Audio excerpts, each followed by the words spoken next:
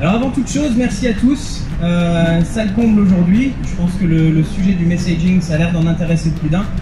Le but de cette présentation aujourd'hui, ça va être de présenter les 4 grands canaux du messaging en France, leurs différences, et de vous donner des exemples concrets de marques qui les utilisent déjà au quotidien pour voir ce que ça pourrait signifier pour votre marque et ce qu'on pourrait en faire. Je vais commencer avec une petite statistique pour vous montrer à quel point le messaging est important aujourd'hui. Et je vous propose même de commencer par un petit sondage. On va prendre 3 apps de messaging, iMessage, Facebook Messenger et WhatsApp. Qui dans cette salle à main levée utilise au moins l'une de ces 3 apps au quotidien? D'accord, donc il n'y aura pas de surprise si je vous dis que 80% des adultes aujourd'hui utilisent des apps de messaging tous les jours. Si on parle des adolescents, on monte à 91% de la population qui utilise des apps de messaging au quotidien. Pourquoi cette statistique est essentielle? Parce que si nous utilisons ces apps au quotidien pour parler avec notre famille, nos amis, nos collègues, il commence à se créer un fossé à partir du moment où on ne peut pas utiliser ces mêmes canaux pour pouvoir communiquer avec des marques, des entreprises. Ça, c'est pour vous donner une vue rapide des apps de messaging à travers le monde. Alors la seule raison pour laquelle iOS est d'une couleur différente, c'est parce qu'on va parler du nombre d'appareils iOS qui sont présents sur le marché, parce que les chiffres officiels de iMessage ne sont pas communiqués. Mais MAU, ça va être pour Monthly Active User, ça vous donne une idée du nombre d'utilisateurs actifs sur ces différentes plateformes à travers le monde. Sans grande surprise, WhatsApp premier, Messenger juste derrière, quand bien même on y reviendra plus tard, mais en France c'est l'inverse, Messenger est plus utilisé que WhatsApp peut l'être. iMessage pour tous les utilisateurs d'appareils iOS, iPhone, également sur Mac d'ailleurs, et iPad. Et puis il y a les autres derrière qu'on ne voit pas beaucoup en France, mais qui sont particulièrement importantes à travers le monde, et il faut les garder à l'esprit si vous avez une entreprise un peu globale qui travaille sur plusieurs pays. WeChat, principalement en Chine, mais dans d'autres régions de l'Asie. QQ, qui est également extrêmement utilisé en Chine, ainsi que dans d'autres régions de l'Asie. Viber, qui est un équivalent de Skype messaging, qui est particulièrement important dans la région du Moyen-Orient et de l'Asie-Pacifique. Et puis Line, principalement en Corée, en Thaïlande. Donc, les 3 canaux sur lesquels je vais me concentrer aujourd'hui, ça va être WhatsApp évidemment, ça va être Facebook Messenger, ça va être iMessage, et le 4e qui n'apparaît pas ici, mais pour une bonne raison, ça va être ce qu'on appelle le in-app messaging. Le messaging au sein de votre app de marque. Et j'y reviendrai dans quelques minutes pour vous en parler un peu plus longuement. Le messaging, c'est particulièrement important parce qu'au-delà du fait que 80% ou 91% en fonction de la génération qu'on regarde, au-delà du fait que 80% de la population utilise du messaging à des fins personnelles, 67% de vos clients s'attendent à utiliser des applications de messaging pour communiquer avec votre marque. Alors pourquoi est-ce que le messaging déclenche une vague pareille auprès des utilisateurs? Pour une raison très simple. On va diviser la relation client en 2 types de canaux. D'un côté, on va avoir les canaux synchrones, donc on va parler principalement de la téléphonie ou du live chat, et de l'autre côté, les canaux asynchrones, pour lesquels le meilleur représentant, ça va être le messaging. Quand on utilise des canaux synchrones, on se base sur le fait qu'on va avoir suffisamment de temps pour pouvoir avoir une conversation, parce qu'on ne peut pas couper une conversation synchrone au milieu, sinon ça signifie repartir depuis zéro. Si je décide d'avoir une communication téléphonique avec quelqu'un, je vais, 1, regarder si j'ai suffisamment de temps pour avoir cette communication, 2, m'assurer d'avoir suffisamment de signal tout au long de la conversation, parce que si je prends le métro, je peux être sûr que je vais devoir recommencer à zéro.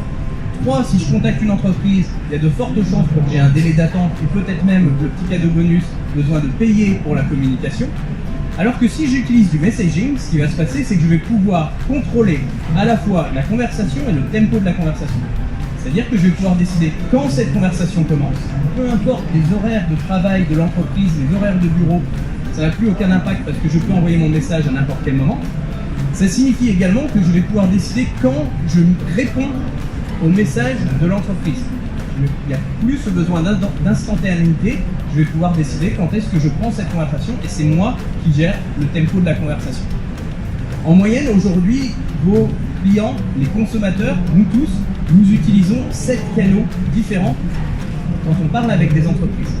La raison pour un chiffre comme 7, c'est simplement parce qu'en fonction du moment de la journée, en fonction de l'appareil qu'on a sur son bureau ou dans la poche, en fonction du type de question, on va pouvoir préférer un canal par rapport à un autre. Et du coup, avec 67% des consommateurs qui disent qu'ils préfèrent utiliser du messaging, ça donne un indicateur assez important des nouveaux canaux qu'il va falloir pouvoir mettre en place pour discuter avec ses clients.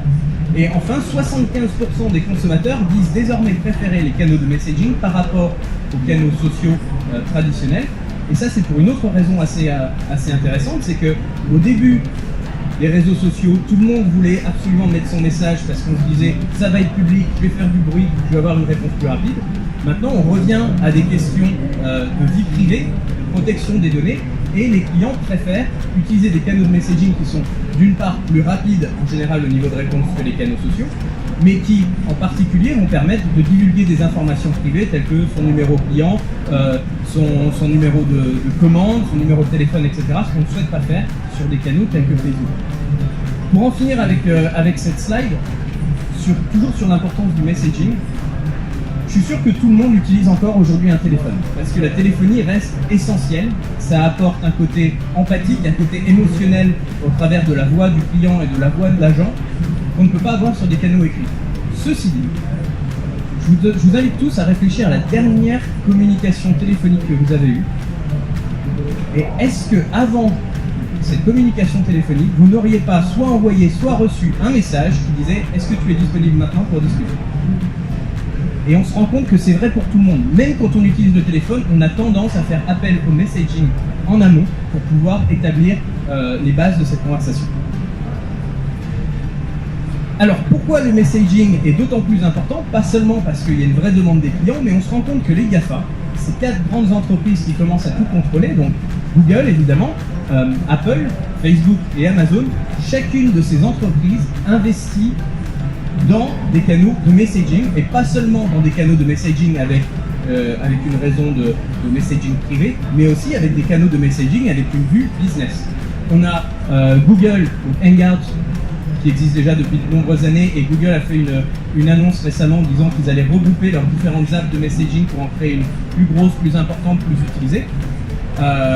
Google qui a aussi, alors je ne sais pas si vous connaissez tous Google My Business, mais en gros c'est la possibilité quand vous allez sur Google Maps de voir le profil d'une entreprise, de laisser des commentaires, de voir les horaires d'ouverture, etc. Google a déjà lancé une app de messaging sur Google My Business aux États-Unis qui va se répandre sur les autres territoires bientôt. Et puis il y a toute l'histoire du RCS. Alors pour ceux qui ne connaissent pas, le RCS c'est le SMS 2.0. On a eu le SMS, on a eu le MMS, et maintenant on va vers le RCS, qui est une nouvelle app de messaging que Google commence à lancer à travers les différents pays. En même temps, on a Apple, donc là, pas de surprise, tout le monde connaît iMessage. Tous les utilisateurs d'iOS, que ce soit encore une fois un iPhone, un iPad ou un Mac, on a cette app qui est native et qui est installée. Et on l'utilise même sans le savoir, parce que quand vous envoyez un SMS à partir d'un outil Apple, ça rentre directement dans l'app iMessage. Et en fin d'année 2018, Apple a lancé la version business avec Apple Business Chat, qui se base sur la technologie iMessage pour permettre aux clients de contacter les entreprises. Côté Facebook, pas de surprise non plus, Facebook Messenger que tout le monde connaît depuis déjà plusieurs années, qui est déjà utilisé par les entreprises depuis 2016. On a WhatsApp qui a été racheté déjà il y a plusieurs années également par Facebook et qui désormais depuis fin 2018 est disponible pour les entreprises avec WhatsApp for Business qui permet aux clients encore une fois de contacter les entreprises. Et puis il y a le petit dernier, Instagram Direct, qui est en cours de déploiement et qui va être une nouvelle app de messaging basée sur la technologie Instagram. Et puis le dernier des GAFA, Amazon, qui avec Anytime, Amazon qui avec Anytime a lancé une app de messaging permettant aux clients, aux consommateurs, de discuter directement avec les vendeurs de la plateforme Amazon. Donc avec toutes ces grandes entreprises qui investissent du temps, de l'argent, des ressources pour développer le messaging, ça nous donne une idée assez concrète de ce vers quoi la relation client est en train de se diriger. Alors pourquoi le messaging? Avant de rentrer dans le concret des 4 différentes plateformes, pourquoi le messaging? Il y a 6 avantages énormes que vous allez pouvoir reconnaître. Je vous invite à sortir les téléphones et à prendre des photos. Premier avantage du messaging, c'est que c'est une app qu'on va appeler asynchrone. J'en parlais précédemment. Une app synchrone, il faut dédier 100% de sa concentration à la discussion. Une app asynchrone, on va pouvoir envoyer le message, peu importe les horaires de bureau, et attendre que la réponse revienne. En même temps, il y a l'utilisation possible de déclencheurs. Donc ça, tout le monde, si vous utilisez déjà du live chat, vous devez savoir ce que c'est que les déclencheurs. C'est la possibilité de dire, je ne vais pas forcément avoir cette app disponible, accessible à tout le monde tout le temps, mais je vais pouvoir dire, voilà, si telle personne a passé plus de 2 minutes sur la FAQ, je vais pouvoir faire apparaître le bouton pour lancer une conversation. Si telle personne est sur le panier d'achat depuis plus de 3 minutes et qu'il n'a pas encore rentré son numéro de carte de crédit, il y a peut-être un problème, je vais aider, je vais faire apparaître le bouton pour lancer la conversation sur les canaux de messaging. L'autre avantage du messaging, c'est qu'il y a les notifications. Ce qu'on n'a pas forcément pour d'autres canaux, c'est le fait que quand l'entreprise répond, le client, via son smartphone, peut être immédiatement au courant du fait que le message est arrivé pour simplifier la communication. Il y a tout le mode hors ligne et historique complet des conversations qui est particulièrement essentiel par rapport, encore une fois, au live chat. Le live chat, c'est un canal essentiel pour les sites e-commerce. Le seul problème qu'on a aujourd'hui avec le live chat, c'est que lorsque la fenêtre est fermée, lorsque la connexion est perdue, on repart à zéro. Avec des canaux de messaging, le client garde l'historique de la conversation et peut la reprendre d'un outil à l'autre, d'un device à l'autre, commencer sur un ordinateur, terminer sur son téléphone par exemple, en gardant tout l'historique. Ça paraît anodin, mais c'est absolument essentiel parce que ça signifie que nos clients ne vont pas avoir besoin de se réidentifier à chaque fois qu'ils vont commencer une nouvelle conversation avec l'entreprise. Le messaging, c'est également un canal riche, ce qui signifie qu'on va pouvoir envoyer vidéos, fichiers attachés, images, etc.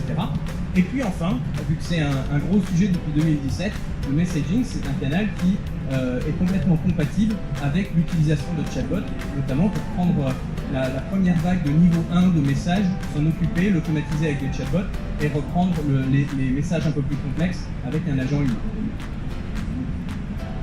Alors je vous propose de rentrer dans le vif du sujet et de voir un petit peu quels sont les 4 grands canaux du messaging en France. Le premier, je vais vous parler de Facebook Messenger. Facebook Messenger, on a commencé à le voir apparaître à partir de 2016. Nous, on a travaillé, donc là, il y a quelques-unes des entreprises qui utilisent déjà ce canal avec nous. On a commencé à travailler avec Messenger depuis 2016. C'est plus de 26 millions d'utilisateurs en France, donc c'est un gros tiers de la population française qui utilise déjà Messenger pour des raisons privées au quotidien.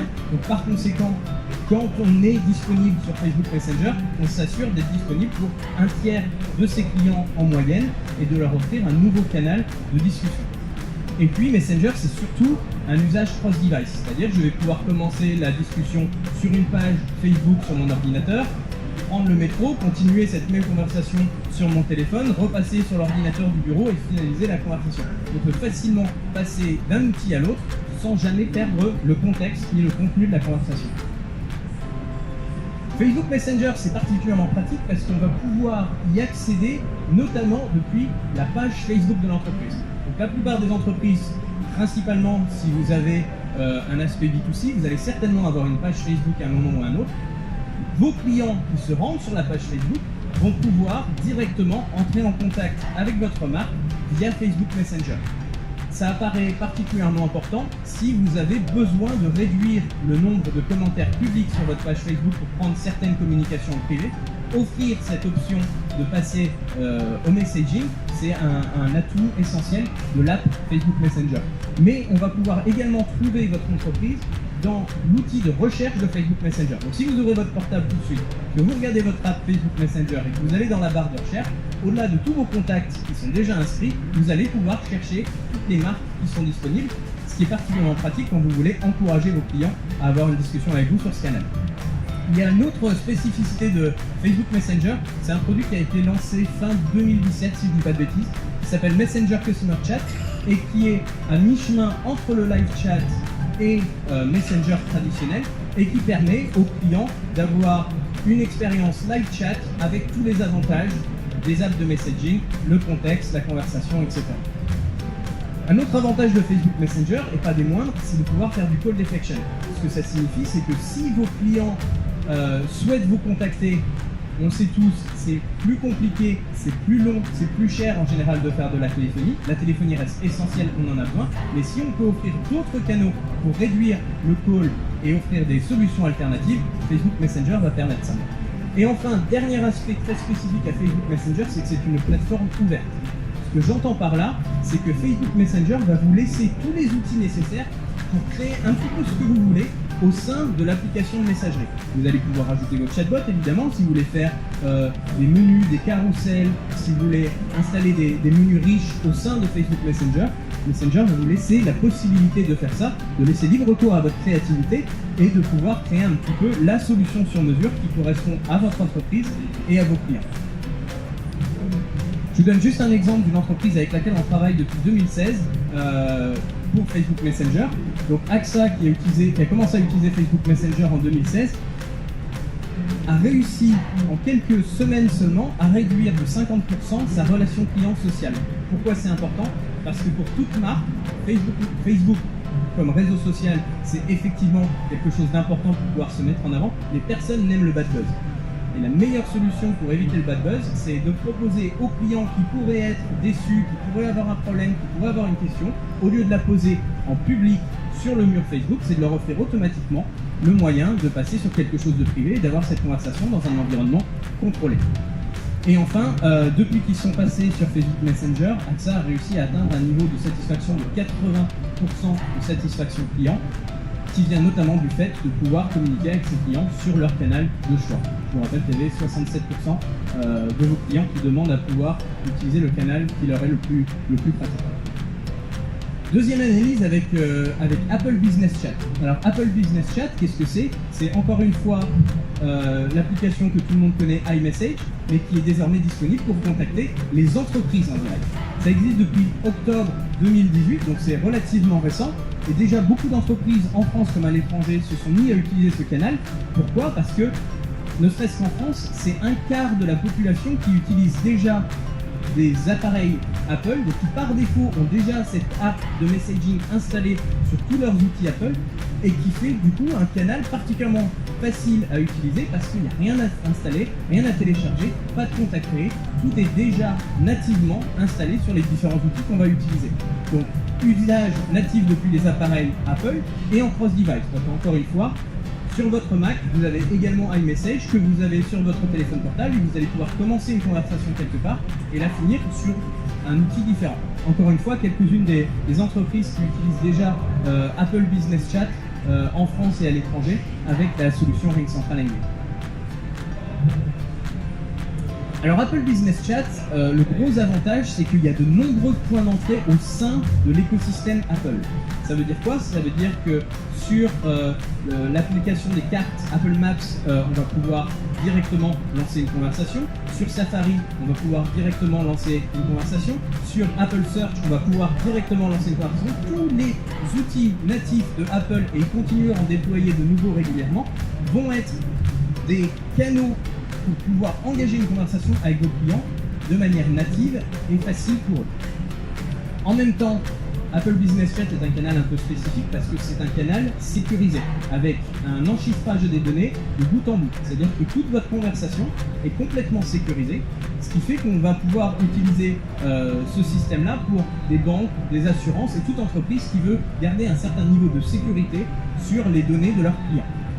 Et en même temps, il y a des options natives intégrées dans Apple Business Chat. Donc, à l'inverse de Facebook Messenger qui vous donne une boîte à outils et qui vous dit vous pouvez créer ce que vous voulez, tout est possible. Avec Apple Business Chat, c'est un peu différent. Il y a un environnement strict défini, mais qui vous permet d'avoir une relation client au top niveau parce que c'est Apple qui a défini quelles sont les bonnes règles pour avoir une relation client efficace. Et avec cette boîte à outils qui est un peu plus restrictive et qui va déjà vous donner tous les outils de base, vous allez pouvoir faire un petit peu ce que vous voulez pour satisfaire vos clients. Par exemple, avec Apple Business Chat, vous aurez la possibilité de prendre des rendez-vous directement au sein de la conversation sans les envoyer vers une page de rendez-vous. Vous allez avoir la possibilité de leur donner des listes de choix pour choisir un produit en particulier, par exemple. Et vous avez même la possibilité, c'est pas inscrit ici, mais d'utiliser Apple Pay directement au sein de l'application pour pouvoir, au cœur d'une conversation, directement prendre le paiement d'un client.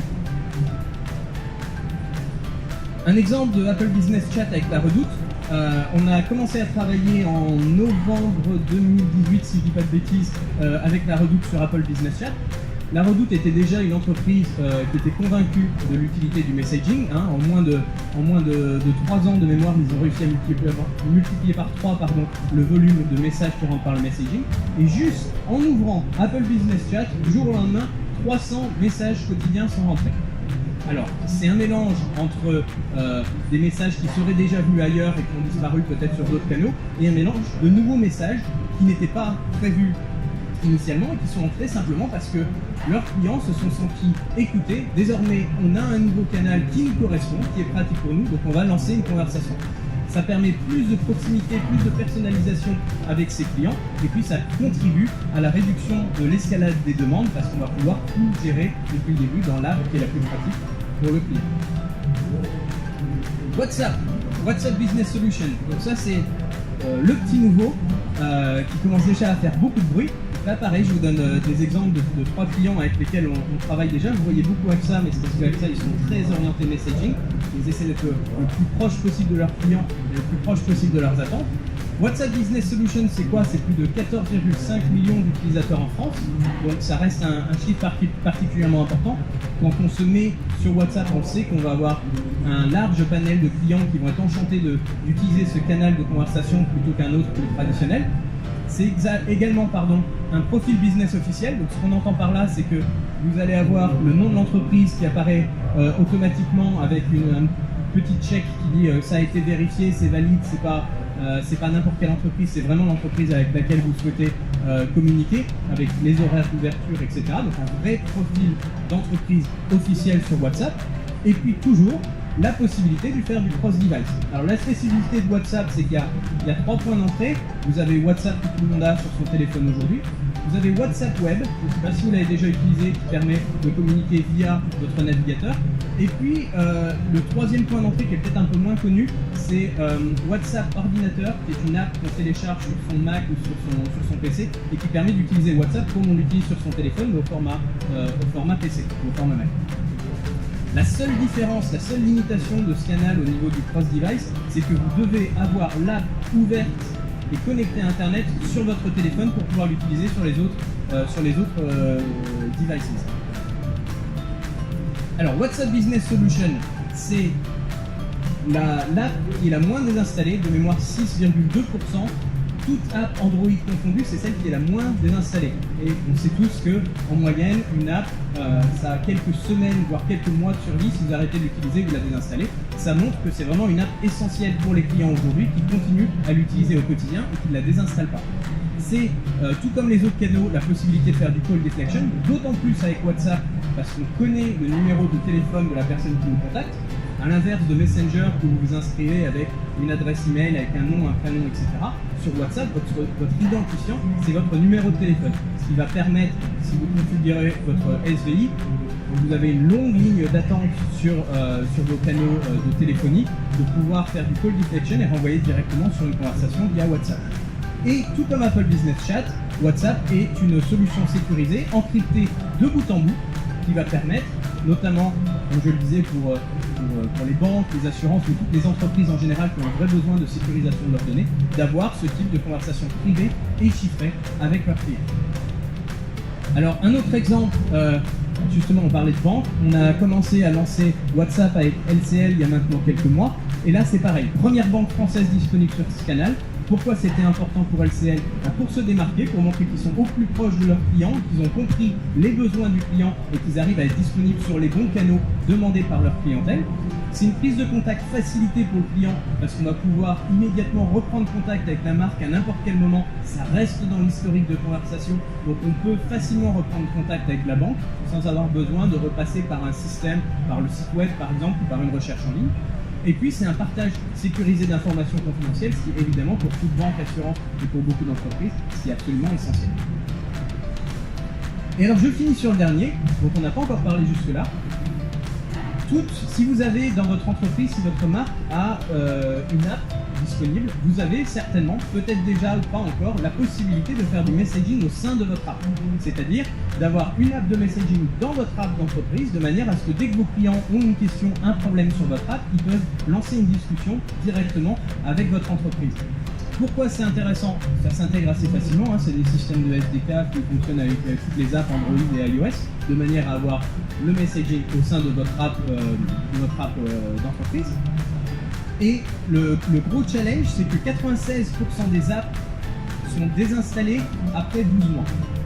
Et quand on a investi autant d'argent, de ressources, de temps pour créer une app, on ne veut pas que ses clients désinstallent l'app au bout de 12 mois. Le but du jeu, c'est de faire en sorte qu'ils l'utilisent régulièrement, qu'ils voient les nouveautés, qu'ils soient au courant de ce qui se passe au sein de l'entreprise, qu'ils voient les promotions. Et par conséquent, avoir une app qui offre un canal de messaging intégré va permettre d'augmenter l'utilisation de l'app et de faire en sorte qu'on ne la désinstalle pas parce qu'on veut garder l'historique de conversation qu'on a eu avec cette entreprise. En même temps, le in-app messaging, c'est une expérience fluide parce qu'on ne va jamais demander à son client de réutiliser une app tierce, c'est déjà dans l'app de l'entreprise, donc on ne peut pas faire plus natif et plus fluide que ça. On a le contrôle de l'expérience client, on a le contrôle des données parce que c'est sa propre app, on n'est pas obligé de passer par une partie tierce pour pouvoir le faire fonctionner. On a l'identification automatique du client parce qu'une fois encore, votre client qui s'est inscrit, qui s'est logué au sein de votre app, vous savez exactement qui il est, quel est son numéro client, son identifiant, son email, son numéro de téléphone, etc. Donc on ne perd pas de temps côté agent à redemander au client de s'identifier et d'expliquer son problème. On a l'historique complet par défaut. Et puis ça encourage, encore une fois, à garder l'application sur le long terme. Du coup, ça rentabilise le gros investissement qu'il y a à faire le développement d'une app. Alors un exemple, on avait justement le PMU qui parlait avec nous sur le salon juste hier. Pour eux, l'intégration du in-app au sein de leur app d'entreprise, c'est essentiel. Pourquoi? Parce que beaucoup de transactions se passent directement sur l'app du PMU et être en mesure de répondre aux questions des clients directement via l'app sans leur demander de passer sur un canal tierce, c'est essentiel. Ça a un impact direct sur les transactions et sur la satisfaction client. Ce qui permet du coup une assistance contextualisée tout au long de l'expérience client. Et surtout, à partir depuis quelques mois déjà, le messaging en soi, chez PMU, dépasse la téléphonie. Pas tous les canaux digitaux, juste le messaging a déjà plus de volume chez PMU que la téléphonie. Et ça, on se rend compte chez de plus en plus d'entreprises, quand on commence à s'ouvrir au messaging, on arrive à réduire la téléphonie simplement parce que c'est un canal plus simple d'utilisation pour les clients. Alors, comment bien gérer tous ces canaux de messaging? J'aurai 2 slides pour finir ça, et après j'inviterai Cédric Boone du PMU à me rejoindre pour qu'on ait une discussion sur son expérience du PMU. Non, tu ne vas pas au PMU, de Doctolib, pardon, excuse-moi, j'étais encore dans la slide précédente. De Doctolib à me rejoindre pour qu'il partage un petit peu son expérience d'utilisation du messaging. Avant ça, c'est bien de parler de messaging, c'est bien de se dire qu'il faut être sur un maximum de canaux, mais avant même de choisir ces canaux, il faut réfléchir à comment on va les gérer, ces différents canaux.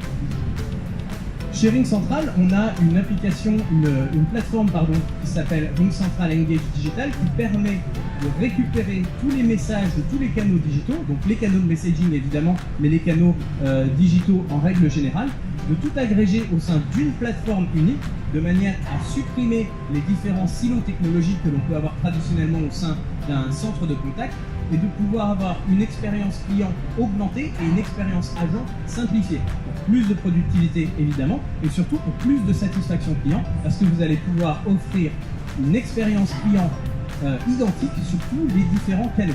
Ça permet également d'avoir une plateforme omnidigitale de gestion de la relation client. Ça va permettre de commencer avec les quelques canaux qui vous intéressent et au fur et à mesure d'ajouter les canaux qui sont de plus en plus intéressants pour vos clients quand vous découvrez que ces canaux deviennent une véritable demande de votre clientèle. Alors je finirai là-dessus, c'est une vue très subjective et je serai enchanté d'en discuter avec vous après. J'essaie de faire un espèce de petit récapitulatif de ces différents canaux pour qu'on voit bien les forces de chacun d'entre eux. Donc je vais commencer chiffrement de bout en bout. En gros, est-ce que c'est un canal qui est encrypté? Est-ce que c'est quelque chose qui est important pour votre entreprise, oui ou non? Et du coup, est-ce que c'est le bon canal pour moi si j'ai besoin d'encryption? Est-ce que c'est avec ou sans intermédiaire? En gros, est-ce que mes données vont circuler par une tierce partie ou est-ce que c'est moi qui possède toutes les données, toute la communication de l'entreprise. Après, j'ai la plateforme ouverte. Est-ce qu'on me donne une boîte à outils qui va me permettre de créer un petit peu tout ce que je veux au sein de cette messagerie, ou est-ce que je vais, à l'inverse, devoir suivre des process assez stricts sur l'utilisation de cette app? La facilité de prise de contact, c'est est-ce que c'est particulièrement simple de lancer une discussion via cette app? Est-ce que j'ai besoin d'installer quelque chose de supplémentaire? Est-ce que je peux facilement trouver le contact de l'entreprise au sein d'un menu de recherche, au sein de Google, au sein du site web, etc. Et puis enfin, l'accès aux données clients, c'est est-ce que par défaut, quand un client vient me contacter sur cette app en particulier, est-ce que j'ai déjà une vue complète de qui est ce client, ce qu'il a fait avec moi par le passé, quelles sont ses informations transactionnelles, etc. Je vous propose de rester sur celui-ci pour le moment et on prendra toutes les questions après notre discussion avec Cédric, si vous en avez sur cette slide en particulier ou sur d'autres slides sur les différents thèmes.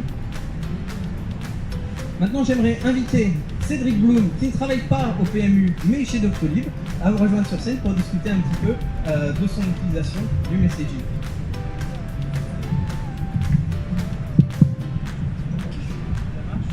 J'ai l'impression. Bon, parfait.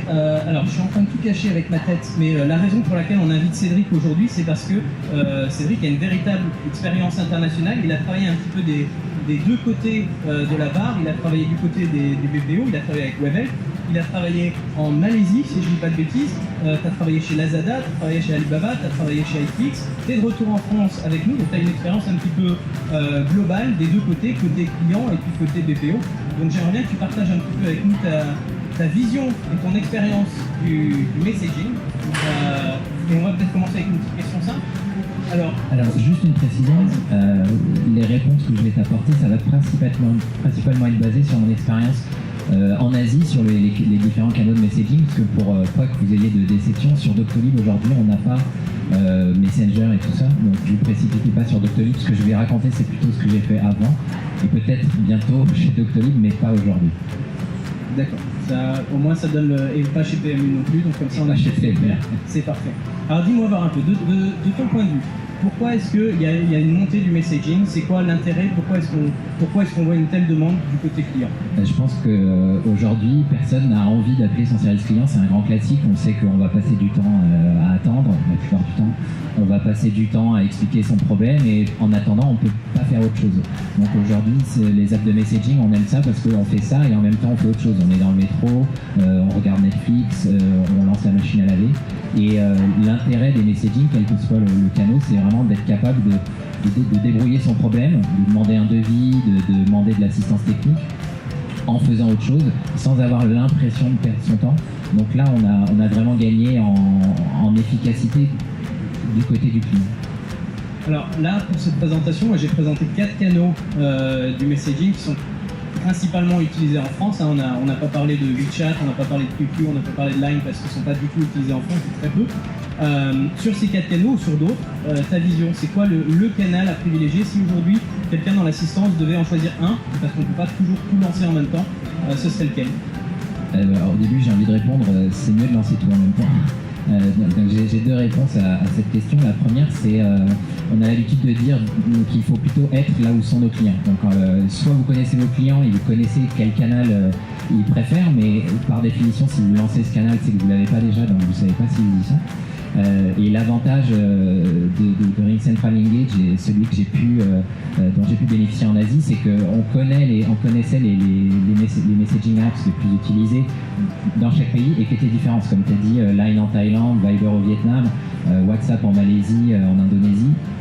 Et donc lancer une plateforme multicanal, ça permet déjà de lancer plusieurs pays quand on a cette problématique. L'autre point, c'est que effectivement, on ne peut pas savoir en amont quel canal va choisir le client, donc c'est mieux de lui en offrir le plus possible. Après, pour vraiment répondre à ta question plus précisément, si je devais en choisir un, personnellement, moi, la feature que je préfère, c'est celle de WhatsApp le call deflection.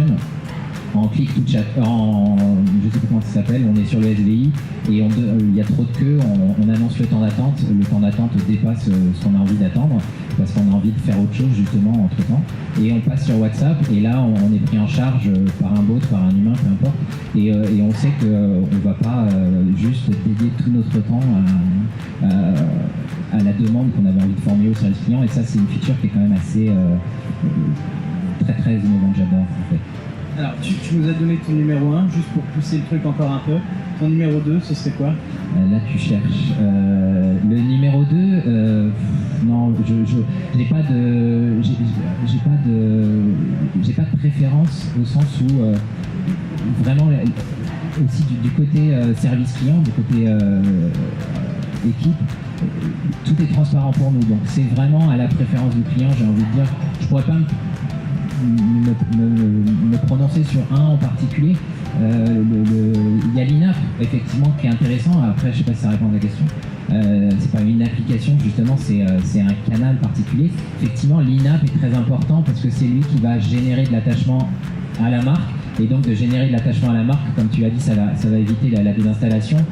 C'est intéressant quand on a sur un service qui peut être lancé par plusieurs canaux ou sur plusieurs devices, effectivement intégrer le chat dans l'application, pas seulement parce qu'on a envie de garder l'historique, parce que effectivement ça c'est un petit peu du kidnapping, mais c'est plus parce que de manière assez fluide on peut passer de l'app à la conversion. Donc j'avais ça chez iFlix, c'est une application de vidéo à la demande où les gens pouvaient très facilement passer de l'épisode au chat avec le service client pour savoir quand est-ce que sortait le prochain, et donc on avait une fluidité et donc forcément une attraction, un attachement un peu plus fort à l'utilisation du service. Alors tout ça c'est du point de vue client, en changeant un peu l'angle et en essayant de se placer du point de vue entreprise, ça va être quoi les avantages pour toi du messaging du point de vue de l'entreprise, du centre de contact? Alors du point de vue du centre de contact, on en connaît un assez évident qui est l'optimisation de l'efficacité. Donc on traite techniquement plus de contacts en même temps. Alors pas forcément plus de contacts tout court parce qu'on sait bien on dit qu'on peut faire 3-4 chats en même temps par agent. Mais on sait aussi qu'ils vont durer un peu plus longtemps que si l'agent était dédié dessus. Donc on ne gagne pas forcément en temps pur, on gagne en efficacité, en temps de prise en charge, plutôt qu'en temps de prise en charge, on va dire, à la première réponse, plutôt qu'en temps de prise en charge sur le délai de la réponse, ce qui en soi est justement tout à fait adapté au canal, parce qu'une fois qu'on est en train de faire autre chose et qu'on est en même temps sur WhatsApp à discuter, on n'est pas très intéressé à savoir si ça va durer 5 minutes de A à Z ou si ça va durer 10 minutes. On veut juste la réponse et puis de toute façon en attendant on fait autre chose. Donc c'est quand même là où c'est le primordial, c'est de répondre vite et de savoir que le client est pris en charge. Ça c'est le côté efficacité. Le deuxième côté dont les gens ne se rendent pas toujours compte, c'est que c'est aussi un moyen très fort d'engager un peu plus les équipes de service client et de rendre leur métier un peu moins routinier et beaucoup plus intéressant. Parce qu'en fait, pour une même demande, selon le canal, le métier va un peu différer. Et sur les canaux de messagerie, qui sont souvent aussi des apps très utilisées par les populations qui répondent dans les centres de contact, souvent la parole est un peu plus libérée. On peut aussi créer une connexion émotionnelle un peu plus forte qu'au téléphone ou au mail où c'est souvent scripté, alors que sur du WhatsApp ou du Messenger, on va dire les règles d'étiquette sont souvent mieux connues par les équipes que par nous-mêmes. Et ils se permettent un peu plus de liberté qui souvent est très positive et très bien vécue des deux côtés en fait, parce que c'est plus agréable pour le client et c'est surtout plus agréable pour les équipes. Alors, je reviens juste sur ton point précédent, tu parlais de productivité. Hier, on avait ton collègue Sébastien Pasdoué qui nous parlait du PMU, qui nous disait justement que les canaux digitaux et le messaging en particulier avaient un impact sur le coût, à savoir que ça coûtait moins cher de gérer du messaging que ça ne coûtait de la téléphonie. Est-ce que toi, tu as ce même retour d'expérience ou pas? Oui, simplement en termes d'infrastructure, on gagne, c'est-à-dire que pour lancer Ring Central Link, il n'y a pas besoin d'avoir des softphones, il y a encore softphones, c'est quand on a de la chance, il n'y a pas besoin de problème de tuyaux de téléphonie, il n'y a pas de matériel sur le bureau, donc en termes de setup et d'infrastructure, c'est beaucoup plus léger, beaucoup plus rapide. En termes de formation, justement, c'est aussi beaucoup plus rapide. Alors ça reste dans le setup, mais les équipes sont tout de suite très friandes de ce genre d'outils. Après, sur le long terme, c'est ce que j'ai dit par rapport à l'efficacité. Je pense qu'on gagne en qualité de service au sens large, sans avoir besoin de rajouter trop de gens et éventuellement d'aller chercher des pics d'appel. Il n'y a plus ça fluidifie, ça lisse beaucoup le volume entrant et ça facilite largement la prise en charge des pics justement. Donc c'est là où on va faire aussi des économies. Alors on sait que pour beaucoup de centres de contact, l'un des principaux challenges, l'un des principaux défis, c'est le fait que naturellement on crée beaucoup de silos technologiques au sein du centre de contact. Toi, ta vision, c'est quoi? C'est le messaging, c'est un silo spécifique avec une équipe spécifique et séparée, il faut tout centraliser. Comment ça se place par rapport aux autres canaux digitaux? C'est quoi ta vision là-dessus? Alors, c'est assez simple dans ma tête. Je l'ai fait donc chez iFlix et je l'avais mis en place chez Alibaba aussi. C'est en fait d'avoir des agents multicanaux. Pour la raison que j'ai citée précédemment, c'est que plus l'agent va avoir à traiter de canaux, plus canal unique, plus il va trouver son métier intéressant et enrichissant. Et de l'autre côté client, ça va donner une expérience homogène. Donc en fait, on gagne sur les deux tableaux. Et donc j'essaye au maximum de ne pas avoir de silo technologique de canal entrant, parce que au final c'est les mêmes réponses, c'est juste la façon de répondre qui est différente. Et pour un agent, pouvoir répondre de façon différente, c'est plus intéressant que de se dire toi on va te spécialiser sur le call et toi on va te spécialiser sur le WhatsApp par exemple. D'accord, et juste pour finir là-dessus, l'intérêt du point de vue de l'entreprise de centraliser tous ces différents canaux, non seulement de messaging, mais comme tu le dis, les autres canaux digitaux, du point de vue des KPI, du point de vue de la productivité. Tu nous as parlé un peu entre guillemets, du bonheur des agents. De tous ces points de vue-là, ça va être quoi l'intérêt de regrouper et d'avoir une plateforme unique? L'intérêt, c'est que toutes les mesures satisfaction client qu'on va avoir vont sortir du même outil et des mêmes équipes. C'est-à-dire quand on va analyser les verbatims, on ne va pas s'amuser à croiser les verbatims du centre d'appel et les verbatims de ceux qui sont en back-office. Ils vont sortir du même outil, toutes les données vont être cohérentes en termes de volume. On n'a pas à recouper les volumes entrants tickets, les volumes entrants call. Et en termes au niveau des équipes, pareil pour l'analyse, c'est plus facile parce que les équipes elles-mêmes vont pouvoir faire un panel plus facilement de ce qui se passe sur un canal. Si les clients nous contactent plus sur une typo sur un canal, c'est beaucoup plus simple parce que c'est une seule équipe, un seul groupe d'agents qui va être en charge de toute la relation client. Merci beaucoup Cédric.